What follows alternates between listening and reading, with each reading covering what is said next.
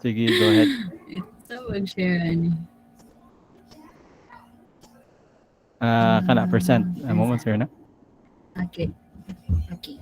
So, good afternoon, everyone. So, we are from Barangay Quiot. So, um, we will be discussing the urban issues in our barangay. So, um, I will not discuss so much about the background of the of Region 7 because we've already heard a lot about Region 7 man in the past reportings, but I'm just gonna point out that Region 7 ranks fourth of the most populous region in the Philippines. And then here we have the map of Cebu City, and here at the lower portion in red is Barangay Quiot. And Mhm. then here in the rightmost part is we have a map of Barangay Quiot. It's just a very small barangay, and I will pass on the mic to Neil to discuss the numbers for the barangay about the barangay. So good afternoon, everyone. For the population data, as you can see that Region 7 has a population, um, according to the 2020 census, it has a population of 8,081,988. And for Cebu City, it has 964,969. So moving on to Cute Partos population, it has increased by 20,695 inhabitants over a 30-year period, from 7,289 in 1990 to 27,984 as of August 5, 2020. So from the previous population of 24,000 in 2015, the newest census statistics in 2020 show a positive growth rate of 3.11%, or an increase of 3,784 individuals. And this signified 2.90% of the total population of Cebu City. It ranks as the 15th most populated barangay in Cebu City out of 80 barangays since 2015, mainly because of its high population density of 36,755 kilometers squared. And from 2015 to 2020, it now ranks as the 11th most populated barangay in Cebu City. So moving on, uh, Maria. Mhm. So now we will be discussing the issues in the barangay. So first we have the physical issues. So we identified the strength and weaknesses. So for the strength, okay, we listed here untapped natural areas. So as you can see here in our zoning map, the majority is still green, which means there's a huge portion of Barangay Quiot that is not yet developed, the daghang percentage of greenery and stuff. So I think this is a advantage for our area because mas fresh ang air, especially in the portions that are at the back portion of the barangay. So the one that is mostly polluted is just the highway yud, which is here at the lower portion, which is connected to Barangay Mambaling and Barangay Basak. And then next is the strength is the sloping land allows better ventilation and drainage. So like if you since the terrain is sloping man, so ang kaning upper portion is at the paog sa paana. So like the flow of the air kay mura siya, like no matter what area you are in the vicinity of Kyoto, kay murag you have a murag view bitaw because di man siya pa valley type na like in between like huge masses of land. So pa-slope siya, so more siya pina terraces ang iyang configuration. So the air is more mas yeah, the air can touch the space in like three sides of the area. The next kay the weaknesses. So first is poor road network quality, which will be discussed in depth later on. So we really have this issue of the roads good kay since the area is not really kanang marag high in development like same sa barangay Guadalupe or Tisa na like daghan kayo like marag tourist destination or like the developed jud kay siya. So kani we really have the problems with the roads. Next is the flooding. So since since the terrain is like sloping, so majority of the water that comes from the mountains goes straight down the plains good, and then especially that the living conditions of people kay mostly squatters and mostly informal settlers, and the houses itself do not have like proper catch basins ingana, so muna mo result gid siya to flooding. And even the kuan like sa waste management, and there's really a lot going on that really contributes to flooding in the area. Next is the poor condition of electric posts. So um I think there is really an issue since there is populated kayo ang area niya, murag usually a lot kay informal ang pag settle sa mga people, kay murag a lot of people can illegally like sa tawag ka nang mo connect bitaw siya sa post sir na murag it's not really Utap. installed properly, ya mo tap lang para kuan easy na siya, so muna gubot kayo ang posts jud in the area. And sometimes like you can see like kanang ang mga wires kay magbitay na siya sa dancer, and it's kind of it really is unsafe, especially if there are like huge cars that will pass by. Then next is improper waste management. I think this is quite common with a lot of barangays in Cebu City, since I've also heard in a lot of in previous reports that even though the barangay or the area implements segregation, or like no segregation, no collection na murag protocol, but then at the end of the day igabot sa garbage truck, isagol ra gihapon ning ana. And then there's also a problem with the collection, because since the barangay has a lot of like small alleys, and then people will like ibili nila ng trash at a certain place, but then sometimes the garbage trucks di na sila mo go further the small road, so like trashes that are left there that is supposed to be collected, mabilin siya there for how many days, kay dili man sila sa mga smaller na naali, so mga like dogs, stray dogs will like destroy the tapok na trash and then drag it everywhere, so magubo siya. Then for socio-economic issues, we have also strengths and weaknesses. So strength is flexible or open opportunities for businesses. So as I said, since the barangay is not really that developed, so as you can see here, Gani, the area is full of yellow, which is mostly residential, and there are only a few blobs of red and blue, which are the reds are just small convenience stores, and then the blue is just the barangay hall, and then two schools na dili gani gid siya Quiot Elementary School. It's just a murag a school nga sa barrio ra siya nga type of school. Di gid siya Quiot Elementary School. So it's just a small school ra pod. So it's the lack of infrastructures opens the opportunity good for more, since wala pa magiging siya na develop. And then next is the strong community relationship, because the barangay is small, so therefore a lot of people know each other. There is really a sense of bayanihan in the area na murag, especially now with the pandemic, that there are a lot of kanang things that people do together good just to help the barangay uplift. So how much more if there is really development that will be happening in the area, I'm sure that the area would really like support each other in a sense ba. So that's it. For the weaknesses is this one, the tendency Jude, of overcrowding, because since the lack of infrastructures really contributed also to overcrowding case, since there are no facilities that would aid people to kanang group sila well, like roads that nga kanang ang side, sometimes gani ang road for the vehicle and the road for the sidewalk, you really can't determine where is the sidewalk and where is the road for the vehicle. So sometimes people walk like at the hapit na at the middle of the road, so murag the vehicles that will be passing by kay murag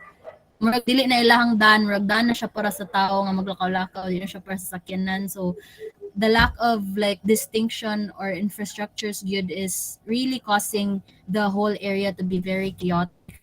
And the next is unemployment. Like this is just our like observation, that because there are a lot of tambays in the area, and it's kind of, even though murag communitarian kay siya na feeling, because there are a lot of people, but then if you are somebody na murag not from there, kay murag scary pod siya, kay daghang kay people na mag stay on the streets, Jude.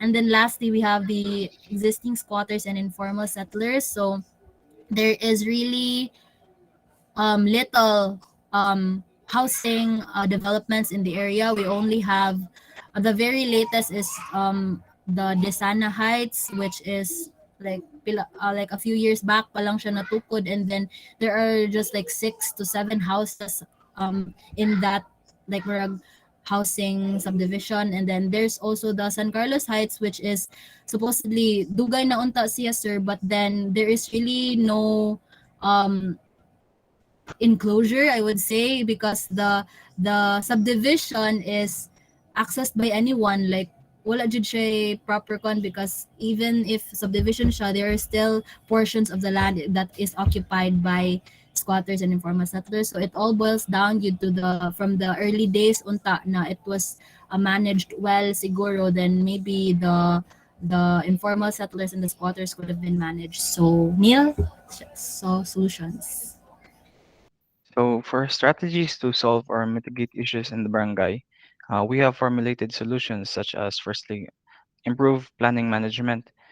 Because as we can observe from the population data, around the years 2007 to 2010, there has been a drastic increase in population, where from having a 0.73% growth rate, it drastically surged up to 17.01% growth Could rate in you zoom in 2010. sa table, Neil? Okay, sir. Ah, yeah, just to show or makita siya sa video bitaw. Okay, there. A little bit So, more. Nice. so as you can see, there's a dip, and with o- uh, so as ano, so which indicated that 2007 population day of 14,069 residents reached up to 21,659, as you can see in the graph.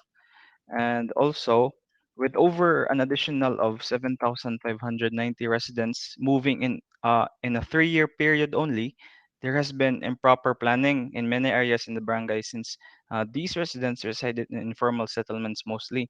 That is why local government officials, such as barangay chairpersons, should improve the zoning of residential areas in order to create a clear and systematic zoning, as well as provide more commercial and retail structures that could adhere to design standards, since most of the commercial spaces, as we have observed, are located on the sides of the road, with no proper setbacks, which causes a huge problem for pedestrians and also for vehicles in the process. And also, not to mention the road conditions, which was mentioned before, should also be considered in the planning management, since road management has been intermittent and very inconsistent in the barangay. So next is create a proper waste management system. So what this means is that it could be situated where trash receptacles can be placed in densely populated locations to properly segregate the trash and help uh, minimize litter, which also helps in minimizing floods as well. Next is add new electrical posts. And although new electrical posts were actually added in the barangay, they were only located near to the open spaces, to the green and open spaces. And instead of the most densely populated areas, such as the barangay proper or other residential spaces, and temporary solutions were implemented throughout the years, but although spaghetti wirings are still prevalent in the area. Next is improved drainage and sanitation. In a sloping barangay, such as Barangay Quiot, flooding can be mitigated by providing proper drainage to canals, since most of the time, the barangay canals are usually clogged and can fill up easily. Thus, the sewer system should be managed much more properly. Next, please. Pwede page 2. Paspasa lang kay kuan, we're running out of Okay, time. okay. So for the physical issues of the barangay, poor road network or poor road quality is one of the most significant problems, with the problems such as defective road shoulder drop-offs, potholes, cracked pavements, and also imbalanced road fills, as you can see. And in the barangay, this is really a problem because it is prevalent mostly in residential areas. And since these areas are sloped, it could be dangerous for vehicles and pedestrians alike, most especially in wet conditions, such as the roads pictured here in the sides, which is from San Carlos Heights, which is a highly sloped area in the barangay. And aside from having unsatisfactory road conditions, some of the roads are actually narrow, yet they are still insufficiently reinforced. So this raises the issues of having improper management in the barangay. And the barangay main road is actually an alternate route for the national highway, in the Basak and Mambaling area, and thus other nearby barangays such as Barangay Labangon, Barangay Tisa, and Basak San Nicolas can utilize the barangay road in going to the southern areas of the city. And thus the residents are not the only ones utilizing the barangay road, but other vehicles as well, such as trucks delivering to factories and plants in the south make use of the road as well. So this makes the road condition weaker throughout time. So for the solution, in order to alleviate this physical issue, there have been projects of road widening and concreting, as you can see here. And it only happened, however, in the main barangay road. And this was during 2018, which occurred around the time of the construction of the Mambaling underpass as well. So this was a very distinctive time since traffic was really severe and it caused a lot of problems for the residents in the barangay. And parts of Quiot were actually widened from up to 1 to 1.5 meters in width with added better built-in drainage systems. And however, this project was still temporarily paused due to the pandemic, which is why government officials should see to it that operations should be continued not only in the main barangay road but to other roads in the barangay as well. So Sige, try next. to finish this part in 1 minute. Okay. So this is the condition with the existing squatters and informal settlers, sir. So we really think that this is an issue because in the pictures here at the right, so we have problems like especially now during the pandemic, and then here in the main road, and there's also like higher risk of like fire, especially during 2012. Like there was really a huge fire that happened here because daghan kayo og like sikit-sikit na balay ang affected. So the solution for this is to implement affordable and accessible housing coupled with accessible and convenient roads, and just to develop good like the area so that all will be arranged and all will be organized. So that's all, sir, for Barangay Quiot, sir. Okay. Okay. So let's see. We'll touch on the issues about the road and how the road affects the citizens, and then informal settlements. But I really want to get through everyone's report first, and I will sort of address this in like one big discussion. So next group is City of Talisay group. So it's now 4:50. Hopefully we can wrap this up by maybe 5:10, something like that. Good afternoon, sir. Mag-share ko screen. Sige. How many people in this group? Four, sir. Ay, four. Crap. We might need like 20 minutes for this. So, We'll try to make it fast, sir. Okay. sige. So good afternoon, everyone. We're here to present our Talisay city profile, in which it is will be accurately discussed as well in 4 different barangays in a sample. So obviously, we belong to Region 7, Cebu Province, and in Talisay City, which is below Cebu City on the south side, it is a 39.87 square kilometer. This represented 7.91 of the total population of Cebu Province, or 3.25 on the overall population Central Visayas region. So as you can see here, it is morely on the grassland or more on the green side rather than the residential side. And most of the residential side are actually uh, condensed in this side since it is closest to Cebu. So since Talisay City is pretty much the closest city besides Cebu City, it became the residential dump or the residential pothole of all the of the population from both the province and Cebu City itself. Because most of the lands here, especially the residential, are pretty much steep, and sometimes this is also a opportunity for investors to start a business in this side. So instead of actually having all since Talisay City didn't have like a kanang kuan sir, proper zoning area, so we're just gonna utilize our 4 samples of our zoning area, which is also accurately distributed. So Tabunok in the northern part, Kansohang in the lower part, then we have Domlog in the nearest of the ocean. Then of course the the more on the Mindanao side, which is Mohon. So first we'll go for to Tabunok.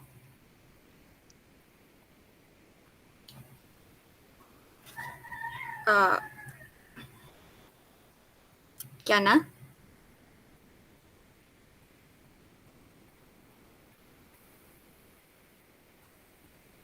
Kiana. Okay. Yung mic is still kuan. Okay, we'll skip lang Connecting. sa to Kansuhong. So for my barangay profiles, you can see in the most common thing of put on all four of our profiles, we have our population continuously increasing, in which in the latest census we have in May 1, 2020, it is currently at 17,364. In the population growth rate at 1.72. So in my barangay, as you can see, there are like patches of green and patches of yellow. It is not consistently in one side, it's not consistently in the other side, which makes it even more difficult for us to plan it properly or renovate the whole thing in as a city or a progressing city. So we have the strengths here, which are many alternative streets and roads. However, most of the street and roads are small and tight, and we are pretty much weak in waste management because of our locations. We are pretty much spread out, and except for this part. So in this part, it is most likely the other side or the neighboring barangay is going to collect our trash. So we have informal systems in our barangay as well. We are pretty much mixed into other barangays at some point because our barangay tanod or government itself is not really uh like firm or stiff. It's mostly flexible and a bit lenient. So we'll proceed first to Domlog. Hello, can I be heard na? Si Kiana. Okay. Okay. So for Tabonok, its population from 1990 was from 10,000 people, and then it grew to 7,522 in 2020. And then the physical issues of this barangay is that uh, the the strengths is that the traffic management here is monitored, and then there are public and private commercial buildings which are mostly located here, and then the building infrastructure is good, and also the foot traffic in this area is very heavy since this is where the commercial spaces are mostly um, located. And then the weaknesses for this is that it has really narrow roads, and then it's not maintained at all, and then some parts don't have sidewalks. Also, some commercial buildings are just left unmaintained, and some are abandoned, so the space is not used. And then the waste management is also not implemented well. There are less open spaces like public parks or general open spaces, and then the poor drainage system, which is the main problem of this barangay, which causes flood on the main roads. And then the socioeconomic issues is that its strengths is that it has the accessibility to the commercial spaces. There is good transportation, and then business is good. And its weaknesses is that informal settlers are here, and then there is poor planning of the commercial spaces, and there is little parking spaces also. So most of the cars will park beside the road. And that's all for Barangay Tabonok. We'll have Domlog by Wayne. Good afternoon, sir. For Dumlog, sir, our population uh, from 1990 is 6,241, and it grew to 21,706 in 2020.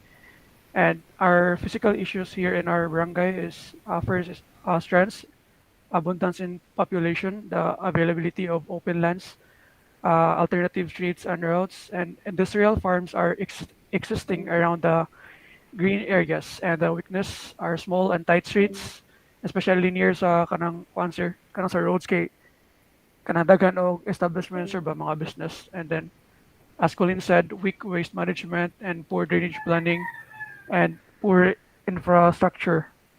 And one way to solve this, sir, is especially sa the traffic is road widening and designated jeepney and tricycle stops, because drivers here in our barangay, sir, they just stop anywhere they want, sir.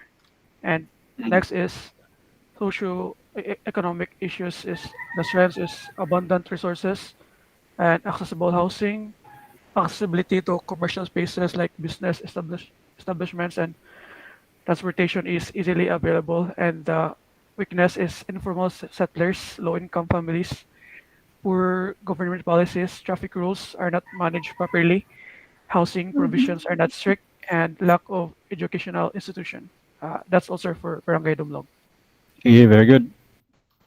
Sir, so in Barangay Mohon, although there is no current data in PhilAtlas, I did a little estimation in Google Maps and it reached up to 98.38 hectares for its area. And then for Barangay Mohon, it has a total population of 11,290 people, which is being represented as 4.29% of the total population of Talisay. So, as seen in the graph below, over the years, Talisay's population grew 1.07%, or an increase of 555 people from the previous population of 10,735 people in 2015. So when it comes to its physical issues, Barangay Mohon also has different strengths and weaknesses. For its strength, it would be the abundance in population, the availability of open lands, and also different alternative streets because of the different streets that can be accessed. Its weakness would also be unpaved roads, poor drainage system, the small roads, and access to the main road is not direct, and because of that, there is no access for public transportation also. For its socio-economic issues, on the good side, there are abundant resources and accessible housing, but on the other hand, there are also presence of informal settlers around the barangay. Poor government policies are being implemented, and traffic rules are not managed properly, etc. Okay, so Sige. from the four barangays, you can tell that Katabono, Kansuhong, and Dumlog, since they are more closer to Cebu City, they have more residentials or more establishments compared to Mohon, which is farther and is actually more near to Minglanilla or the provincial area. So obviously, we're still on developing the developing phase of Cebu City, of Cebu, I mean. So one of the main problems here is the traffic congestion. So as you can recall, from the four barangays, the roads or the networking itself is actually improper. In fact, most of the roads being developed are not from the government itself, or but for the leasers or the one who bought the land. So basically, we're just building roads for the sake of having one. So there's a research or like an argument that I have researched if which one is much more important, having the road built first before the residentials or having the residentials built first before the roads. The answer is that neither, because obviously it's the planning itself. Uh, and then in Talisay, of course, did not have planners in our city hall. In fact, we only have three head engineers. We have no architects as of now. Hopefully, in the next progression or the next headline, we will actually have one. So as you can see, most of the roads are visibly undeveloped. The only developed road we have is the Cebu South Road, which leads to Minglanilla and Cebu City, and the Cebu South Central Road, which is obviously the main road for the transportation of to Cebu City. So the only uh, better road actually is this going to SRP, the Cebu South Central Road, because it already features sidewalks, bike lanes, and is pretty much walkable. But they have the advantage of that because, first of all, there's not much establishment or residentials that have been built there yet. Compared to Cebu South Road, which has most buildings were built from 2000 to 2005, we cannot expand the road anymore to create the bike roads or the sidewalks. In fact, having a lot more informal settlers at the side will make it even harder to recreate or like to redevelop the whole road. So another thing would be the distribution of roads. Instead of having full roads or leaf nerves or what you call that, most of our roads in Talisay are just basically kanang size na sa pang jeepney or two bikes, or sometimes even you have to walk because it cannot be the cars or it's inaccessible to cars, and in fact most of the roads also are also undeveloped. It has we only develop roads when it's like election time. So we have here a good city planning placement or systematic planning for city through grid. So we have Australia, Montreal, Canada, and Santiago, California, who were able to create this grid-like structure where we have smaller roads connected to the bigger roads. In comparison to Talisay, we only have two main roads, which is the Cebu South Central Road and the Cebu South Road. If we were able to create more than two main roads to Cebu City, it will definitely lessen the traffic congestion. So next we have the pollution. Right? For the pollution, sir, as you can see, the four barangays reported before me, kay, most of our problems are kay waste management, sir. So the garbage problem here in Talisay is growing rapidly, sir, and over the past few years, the growing population also grow, and so does the garbage, sir, and especially Dumlog, sir. It is near the ocean, and uh, the threat of the garbage can go or can travel throughout the rivers, sir, and again go towards the ocean, and it can affect the habitats and somehow the our environment, sir. And most of the garbage here in Talisay can be seen in residential, commercial, and riverside areas here in Talisay. And the main issue of the waste problem here in Talisay, sir, is the inefficient waste collection system. And each barangay can make pre-scheduled pick up time, one at the morning and one during night, so it can avoid the piling up of garbages.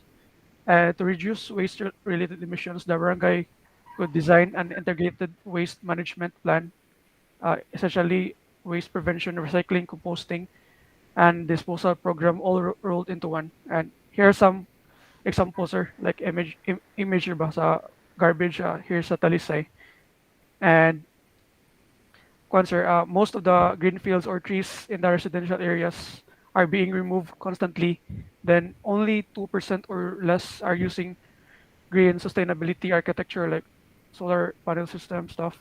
And when it comes to pollution, sir, in densely populated areas, abundant green areas are vital importance, and this can be in the form of community gardens, which gives the community a place to congregate and become more educated about our environment and pollution.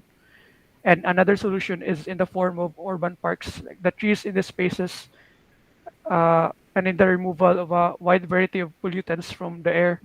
And it also helps to reduce the urban heat island effect, wherein human activity causes the urban area to become warmer than its surroundings. That's Wait, also. wait a Okay, second. good. Okay. I'll reshare my screen. Can you? I just noticed now. I'm so sorry.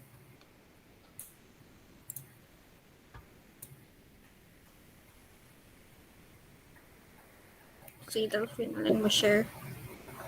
Okay, I have the file man here sa Canvas. Okay. Okay. Wait sa sir. Ito Napa? share sir. Sige, Ako ako na lang. lang share. Sige. Okay. Okay, napaday usa. Okay. Let's see grades. The leave student view. I'll go to saan siya? Pwede There ra you ako go. rin mo share sir. I found it. Teves, no? Okay. Kaya ako, sir. Sige na. Okay. Last two pa, sir. Napay last two?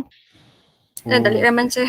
sige. Asa the drainage and flooding. Okay. So, okay.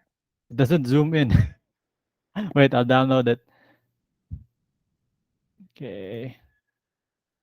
Sige, go ahead lang. I'll start na sir. Yep. Oh, Talisay. Yep. Okay.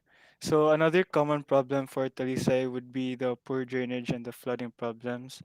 And as seen on the pictures to the right, sir, those were the trashes and the different garbages found in the drainage when the people were cleaning and decluttering it. So to prevent flooding within the area, the drainage must be clear from all debris and trash to work properly. So this can be done by enhancing the protocols, focusing on the maintenance of the drainage system by the management officials. Then frequent checkups and cleaning or decluttering is one way to prevent the drainage system from the possibility of clogging.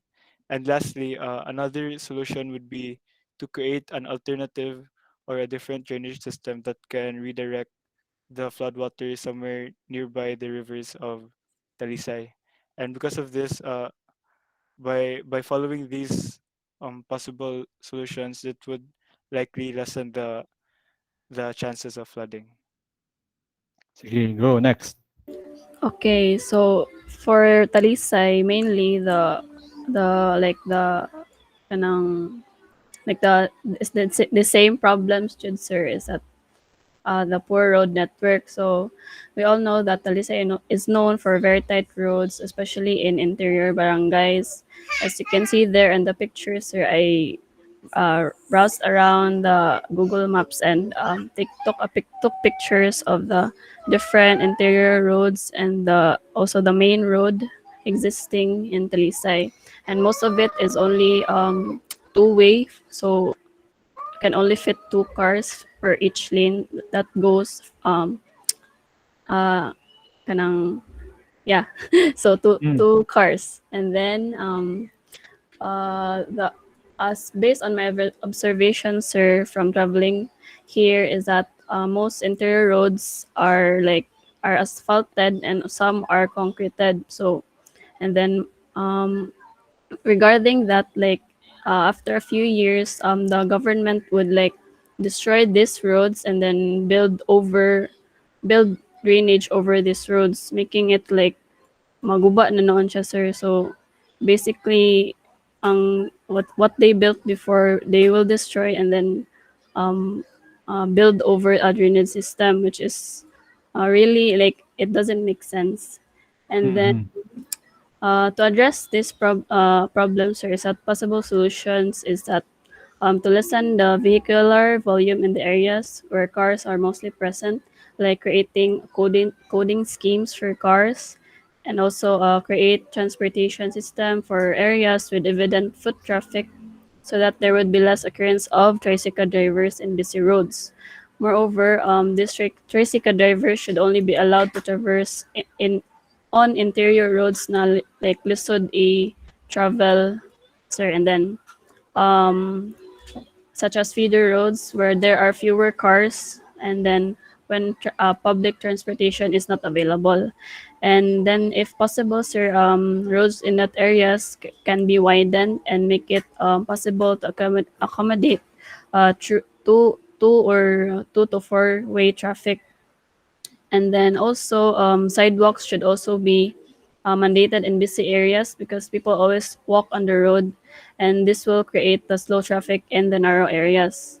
And then lastly, promote the pedestrianization in possible areas around the city, to promote safe biking around the city, and also like dedicated lanes in interior road areas.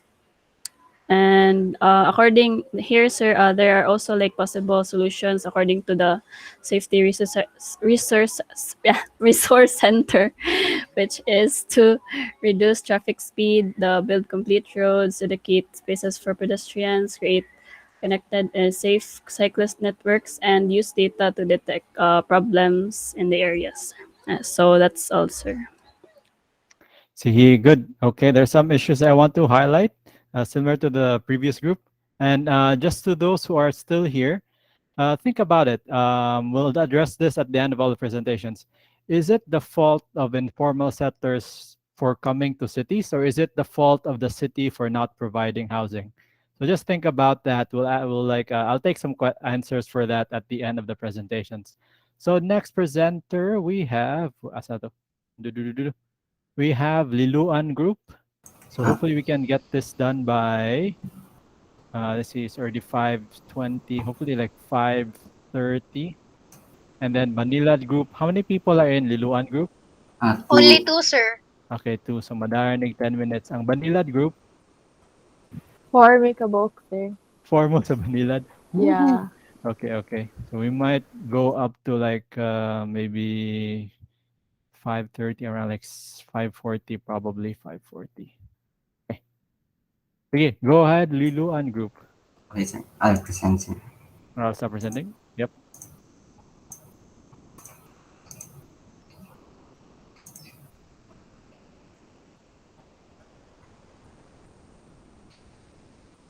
um, can you hear me clearly, sir? Yep, I can hear you. Okay. So, good afternoon, everyone. Anthony Ramirez and I will be reporting about the urban issues of the municipality of Liloan. So, my discussion will be about the municipality as a whole, while Anthony will be reporting about a specific barangay called Tayud. So before moving forward to the issues, I would like to give a short background about the municipality. So Liloan is a first income class municipality located within Metro Cebu. Its name is derived from the word lilo or whirling waters, which is abundant in the municipality's coastlines. So it is also called the Light of the North, which can be attributed to its famous parola or Bagakay Point Lighthouse. So the municipality has an area of approximately 45.92 square kilometers. So if you look at the municipality zoning map, um, zoom in. So you can observe that the commercial areas are located along the national highway, just like the other municipalities and cities. So the institutions are scattered throughout the map to give the residents access to local, public, and private schools, while industrial zones are only located in some certain areas. And Liloan is rich in cultural and historical heritage, and it has access to coastlines, which is why it has specific zones for tourism. So if you look at the bottom part of the page, the population of Liloan has grown so much over the years due to its booming economy. So over 30 years, the population has increased around 110,000.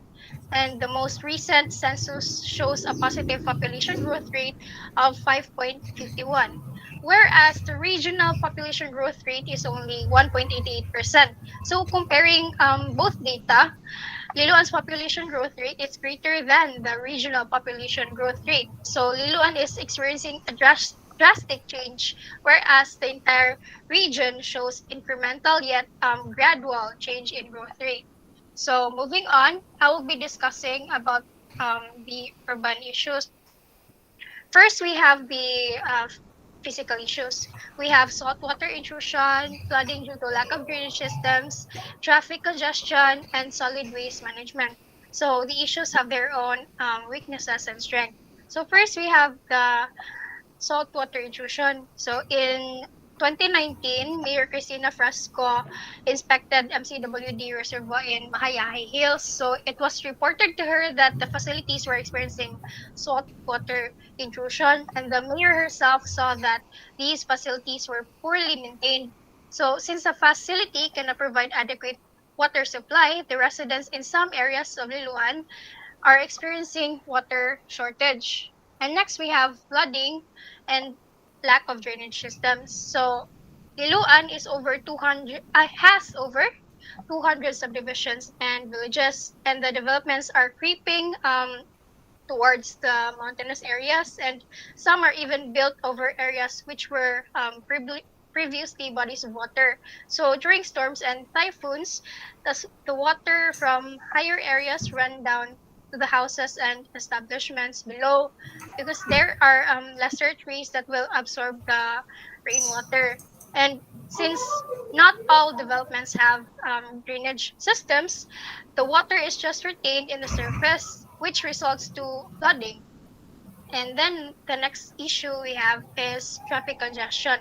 So Liloan's main road is greatly affected by the traffic congestion in Consolacion, which is the adjacent municipality. So ever since the establishment of SM Consolacion, the traffic in the municipality has gone worse. Um, Grand Gaisano Grand Mall and the commercial buildings near the main road also contributes to the traffic. However, the local government has taken actions to solve the issues within the municipality.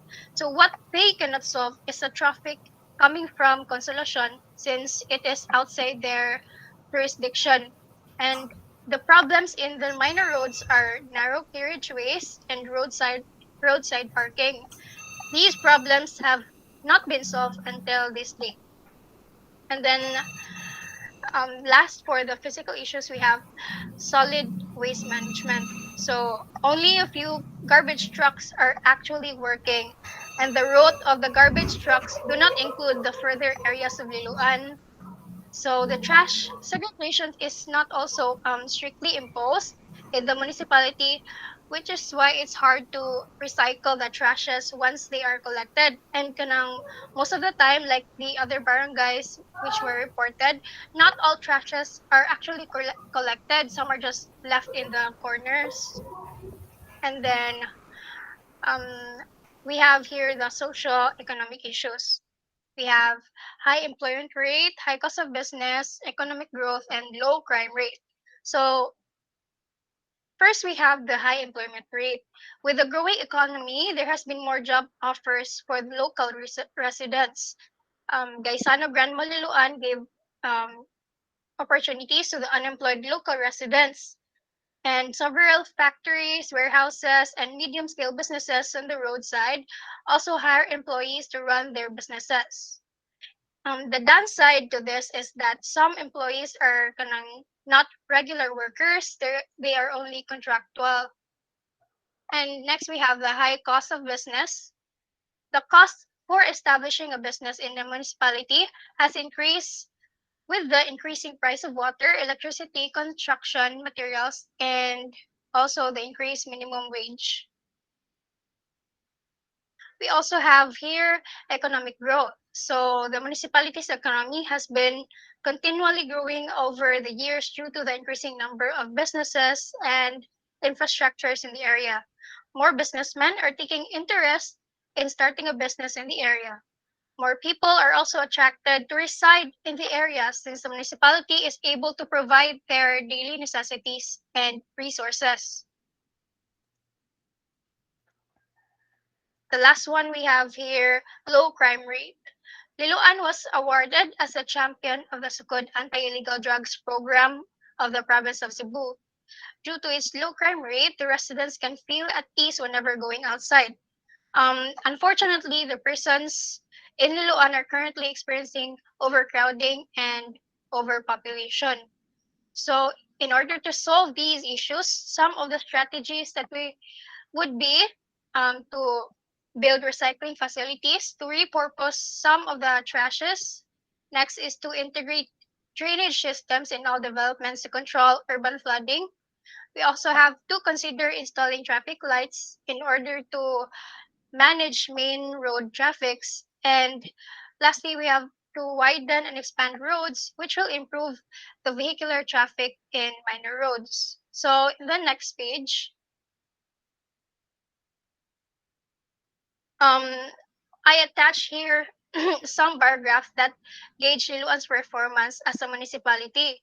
So in 2020, Liloan ranked 19th among the 489 first class and second class municipalities according to DTI's four pillars. And last 2016, it was only ranked 161st. So meaning to say the municipality improved so much in just a span of like 4 to 5 years.